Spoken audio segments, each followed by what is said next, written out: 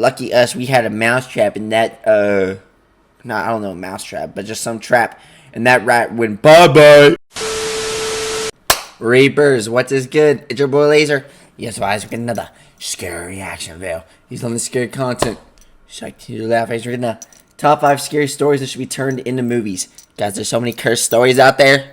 We're Dash Straight News, your scary content. Any more scary videos, features, hit the like button. You should subscribe and don't get your bell icon. I'll stream every night on Twitch. Go check out the stream, freaking amazing. Let's dive straight into the video. Kicking off at number 5, The Watcher. Whether it's When a Stranger Calls or Cape Fear and Robert De Niro's terrifying depiction of a deranged stalker, the trope Robert De Niro, wanna hear a joke? of a shadowy figure terrorizing an otherwise unassuming family is a prolific one throughout Look at that mask. horror fiction. Because being watched from the shadows is a primal fear, hairs standing on end for no apparent reason, the same fear that made our ancestors tread carefully through the deep dark forest. While in 2015 a family from New Jersey discovered firsthand that very same fear. New homeowners Derek and Maria Broadus, as well as their children, were victims to a campaign of fear after moving into their dream $1.3 million home. Just 3 days after That's a very nice dream home. Are there cursed ghouls in there? And demons that are gonna haunt my flesh? moving in, they got a letter from the shadowy, mysterious figure known only as the Watcher. In the letter, the Watcher explained, "My grandfather watched the house in the 1920s and my father watched in the 1960s. It is now my time." Later, in 2 more letters dated June 18th and July 18th, it said, "Have they found what is in the walls yet? In time they will. And I am pleased to know your names now and the name of the young blood you have brought to me. Will the young bloods play in the basement?" I mean, yeah, of course, the family moved out and the house Isn't Young Blood a gang name? Right? has been taken off the market, but that a rapper what name? the hell? This movie would literally write itself. Mike Flanagan to pen the script and direct in a moody, atmospheric, generational thriller. Job done. Thank me later. Coming in next at number 4, Haunted by Chuck Palahniuk. Alright, now some of you may know that the incredible... I'm literally this guy, bro. I'm literally him. I'm kidding. I'm not him. That's such a... Well, I mean, I don't know. I don't want to be for real. Like, I feel so ashamed that I've never seen this movie. But I've seen, like, so many clips of it on, like, TikTok. So I that's my sign to definitely watch it in the future. Incredibly complex and disturbing novel Haunted by Chuck Palahniuk actually had a small green light to be made into a film way back when in 2008, but hit some difficulties to say the least. Again, funding for the film was announced in 2013, but since then there hasn't been a peep about the Fight Club author's next silver screen adaptation, and it's seemingly fallen to the wayside. Well, whoever manages to ever get a crack at this story has got their work cut out for them, but if the correct writer and director could pull it off, we'd be treated to one hell of a haunted horror show. Haunted, written in 2005 by Chuck Palahniuk, is a novel told from the perspective of 19 different characters locked away in a writer's retreat that increasingly becomes more and more violently bizarre. It also features one of the most shocking short stories of all time, Guts, and if you haven't read it, I recommend that you do. Chuck actually had several people pass out during a live reading of it, so that's fair warning on my part. Look, the reason this hasn't been made is definitely down to the complexity of the narrative, but if they got it right, oh boy, it could even be along the same lines as... Dude, I have demons in my mind. I always gotta bring that up like every fucking video and stream, bro. You guys don't want to know what goes in my mind. It's bad. Identity with John Cusack. I'd say someone like David Robert Mitchell could definitely nail this, perhaps even alongside Nick Pizzolatto himself, weaving multiple storylines at the same time. They need to make I'd even take a Jordan Peele adaptation and cut away some of the fat to the narrative. You know what horror movie they need to make? They need to make a Peppa Pig movie. How Peppa Pig turned evil and slaughtered the entire den. We can only hope.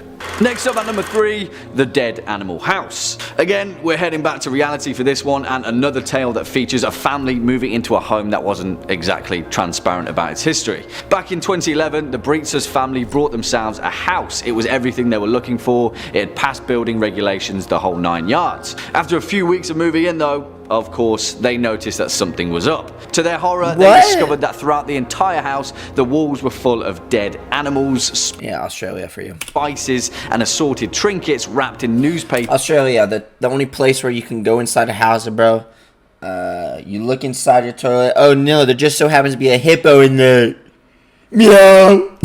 From the 1930s and 40s. After an investigation had taken place, they discovered that the practice was the historical ritual of powwowing, a strange, peculiar form of Amish folk magic that would ward off demons that made up the Pennsylvanian Dutch religion, namely the Bockenriders, demons that ride flying goats across the woodland. Now, I don't know about you, but this is ripe for the picking for the fantastic fledgling horror director Robert Eggers. A period piece set in a rural, isolated Amish community that are besieged by goat-like, nightmarish creations from the nearby woods. Sounds good? Yeah, sounds bloody great. Swinging in at number 2, I Have No Mouth and I Must Scream.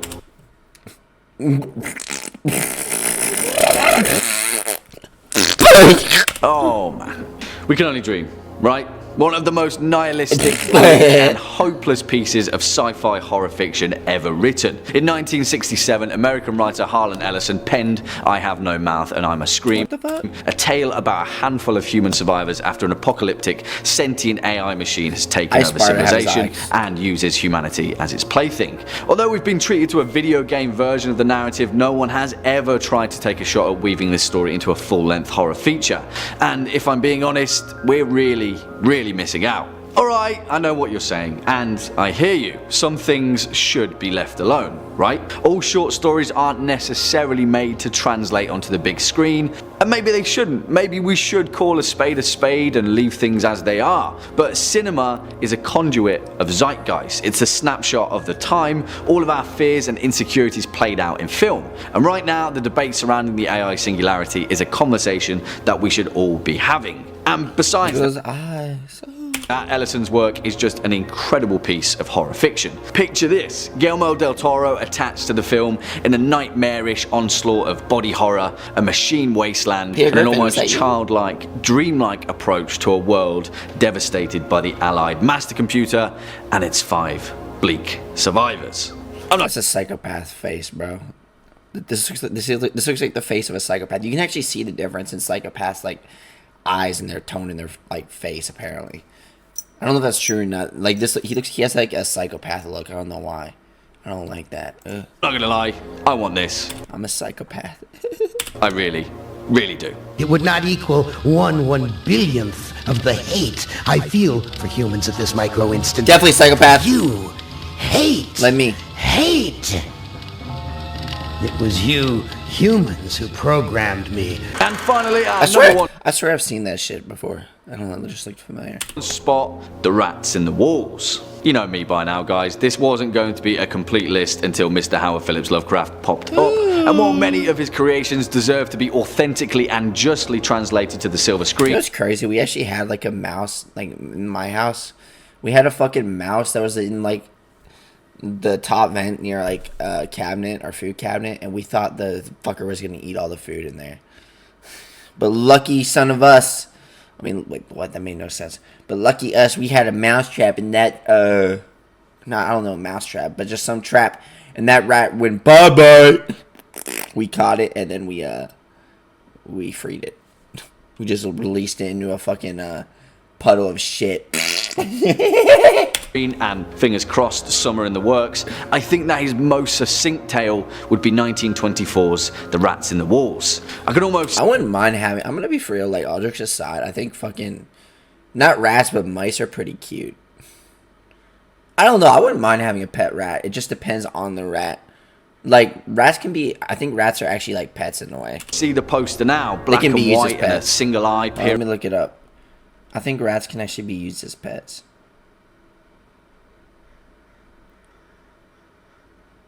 I believe they can be pets.